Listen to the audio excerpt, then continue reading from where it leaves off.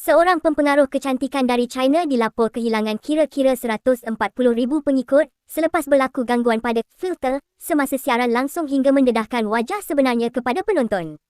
Kejadian itu mencetuskan perdebatan hangat mengenai piawaian kecantikan di media sosial.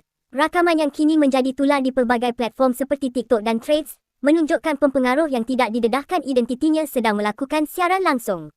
Pada awalnya, wajahnya dilihat dimanipulasi oleh filter yang memberikan imej seorang wanita Asia yang cerah dan bertona kulit lebih halus serta ciri wajah yang lebih muda dan ramping.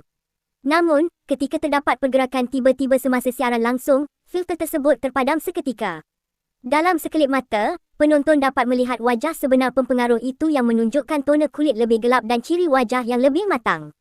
Rakaman menunjukkan beliau cuba menamatkan siaran secara tergesa-gesa selepas wajahnya terdedah secara tidak sengaja. Menurut laporan yang tular dalam talian, kehilangan pengikut itu berlaku sejurus selepas rakaman tersebut tersebar.